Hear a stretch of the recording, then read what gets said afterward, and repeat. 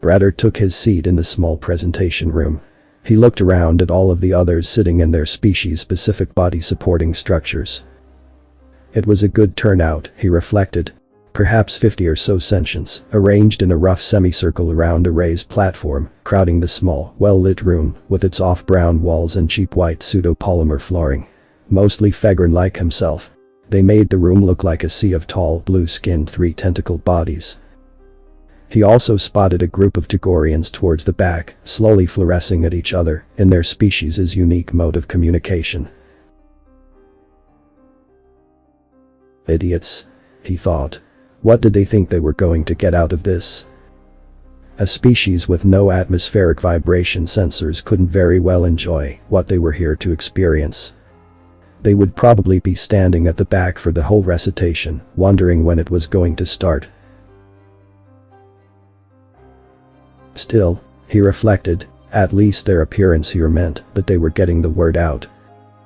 Redder had put up posters all throughout the common area, emblazoned with the image of an atmospheric vibrator and the words, Deck City Tonal Sequence Appreciation Society.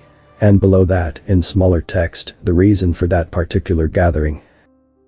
Experience the new extra-long 1523 tone sequence, developed over 4 cycles of supercomputer usage by the Deck City Tonal Research Group, the same scientists responsible for the acclaimed 474-tone dopamine production stimulation sequence number 2. Redder was very excited.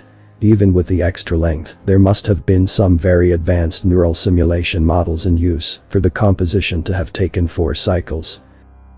Even 474, with its revolutionary innovation of sub-sequence repetition, had only taken 1. Suddenly, the door at the back of the room opened, and in locomoted one of the DCTRG researchers, flanked by 2 security officers.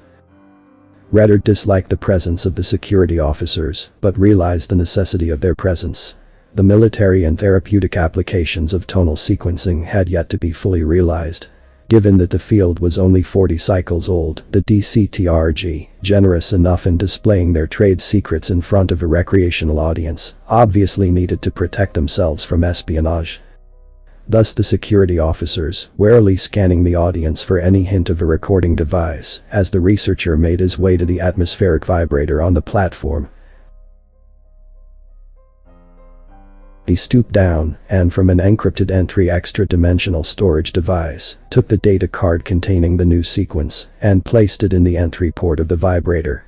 He activated the device, and the sequence was amazing.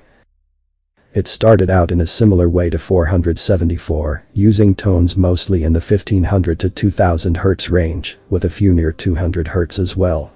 But then, Redder heard a second sequence, playing at the same time as the first. So, this was their new revolution. Combined tonal sequencing. Somehow, these researchers were able to create 2 sequences that still stimulated dopamine production, even when played concurrently. Redder listened with rapt attention as the sequence continued until finally, after it was over, he vocalized enthusiasm as loudly as he could. The rest of the crowd did the same. All but the Tagorians, who, finally realizing their mistake, glided slowly out of the room, communicating in angry shades of red. The researcher carefully removed the card from the slot, thanked the club for their attention, and then, flanked by the 2 security officers, exited the room. And that was the end of the night's scheduled entertainment. But before Redder could rise, the club president, Rekr, ascended onto the platform and motioned for the crowd's attention. Members of the DCTSA, thank you for joining us this evening. I'm sure you enjoyed the new sequence as much as I did. At this, Rekr was assaulted with another chorus of vocalized enthusiasm. Yes, it really was wonderful. And now, guests, I have a special surprise for you. I was approached by the administrator of the Galactic Council's Entrant Species Cultural Diffusion Program, and she asked if I could aid the effort by presenting a human musician. Now, that was an odd word, musician. Redder surmised that it probably meant tone sequencing researcher, but somehow the inflection given to it by the translator didn't quite seem to match. At least, he was more familiar with the term, human. They were the latest species in the galaxy to achieve faster-than-light travel, the first in over 84 cycles. Redder didn't know much about them. Contact was still minimal, outside the Council subcommittee on new species entrants. And the cultural and scientific data packages customarily exchanged upon first contact were likely still being swept for objectionable material. Redder steeled himself for disappointment.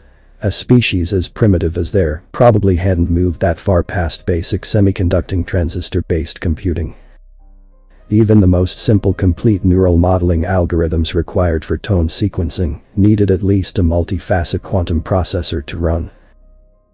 The human entered from the door at the back of the room. It was short and slender, 2 upper body limbs coupled with 2 lower body locomotion limbs, and with oddly pink skin everywhere on its body that Redder could see, save for a small patch on its top that seemed to be covered with brownish keratin strands. It was carrying some sort of black bag at its side, listing towards its other side to compensate for the weight. Redder nearly laughed. Was this how their species stored information, in memory devices at least as long as themselves? The human stepped onto the platform. He set the bag down and began to open it. What he pulled out was unlike any storage device Redder had ever seen before. It was long, vaguely rectangular in shape, and covered in switches, and what looked like a row of black and white buttons, oddly shaped into long narrow bars. The human extended legs from the bottom of the device, and attaching it to what Redder recognized as a universal protocol converter, plugged it into the atmospheric vibrator. He then produced from the bag a small metal device that unfolded into a stool. Why did the creature need a stool? Was the gravity on this world so high to it that it needed to rest after carrying the bag? But the human didn't seem tired, it seemed quite at ease as it turned to address the audience. Thank you very much for inviting me here to play tonight. I am very excited for this opportunity to share some of human culture, and I hope that you enjoy it. Play. Culture. This human seemed to think that tonal sequencing was some sort of game. Redder's expectations sunk even lower. This first piece is Dream Wedding by Paul de Senneville. It is one of my personal favorites, both to listen to and to play. There was that word again, play. What did he mean by that? How does one play a tone sequence? Also, what an odd name for a research group, Paul de Senneville. The translation software probably hadn't had enough time to fully incorporate the human language yet. The human then sat down on the stool that he had placed in front of his device, onto which he placed his manipulating appendages. He pressed one button a few times, which seemed to generate some sort of very quiet test frequency. The human turned a knob on the device and pressed the same button again. The same test tone sounded, this time with full volume. The human sat there for a microcycle or two, and then he began. And Redder couldn't believe it. This wasn't the random smattering of tones that he expected of this primitive species, it wasn't even close. It seemed to have life of its own. This twisting, strange sequence almost seemed to pulse with tranquility and emotion. Yes, emotion. It had some of the mechanics that he recognized from other sequences. The sub-sequence repetition of 474, the harmonic frequency organization of 349, and even, he realized with a start, the combined tonal sequencing of 1523. Except, he realized that those sequences had been dead all along. This was life. The sequence progressed in a fashion that seemed almost mathematically precise. Redder felt that he could always predict the next tones, according to some set of rules lodged deep within his brain, so deep that he had never even realized that they were there. He never could though, because despite its obvious structure, it seemed guided by some invisible presence, building and elaborating and progressing inevitably forward in a manner that indicated profound intelligence and emotion. He realized now why the research group had such an odd-sounding name. Paul de Senneville wasn't a group. It was a human. Redder realized that he had closed his eye without even meaning to, in some subconscious effort to focus more clearly on the sequence. And as he opened them, he was shocked to find that what he thought was a storage device was anything but. The human sat at the stool, eyes focused on a sheet of some white writing substrate. And his appendages were moving with frightening speed and control, pressing series of buttons on the device in patterns that he realized were corresponding to the tones he was hearing aloud. The human seemed completely absorbed in his work, focused entirely on the sheet and the device. The sequence seemed to be winding down now. The tones were getting softer and slower, the movements of the human more gentle. Finally, there was silence. Redder sat there for several moments, trying to clear the last wisps of tones from his mind. Finally, someone began vocalizing enthusiasm, and like a dam had broken, they all vocalized as loud as they could. And the human stood, showed his teeth, bent at his midsection, straightened again, and asked, "So, how about another?"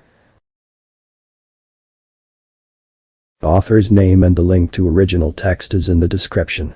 Consider tapping the thumbs up and pressing the subscribe button if you enjoyed this video.